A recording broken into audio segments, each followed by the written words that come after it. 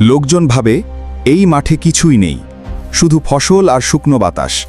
কিন্তু এই বৃদ্ধ জানতেন, এই জমিতে চাপা আছে এক অভিশপ্ত খজানা। শোনা যায়, বহু বছর আগে এক যোদ্ধা এখানে তার আত্মাকে বেঁধে রেখে গিয়েছিল একটি বাক্সের মধ্যে। বলেছিল, যে এটি খুলবে সে শুধু ধন নয়, দুঃস্বপ্নকেও জাগাবে। আজ সেই গল্পকে ভুল বলে উড়িয়ে দিয়ে বৃদ্ধ নামলেন কোদাল হাতে। মাটি খুঁড়তেই আলো ঝলকে উঠল। একটা প্রাচীন বাক্স চকচক করছে রহস্যে। তবে সবচেয়ে ভয়ঙ্কর ব্যাপার, বাক্সটা খুলতেই চারদিকের বাতাস বদলে গেল।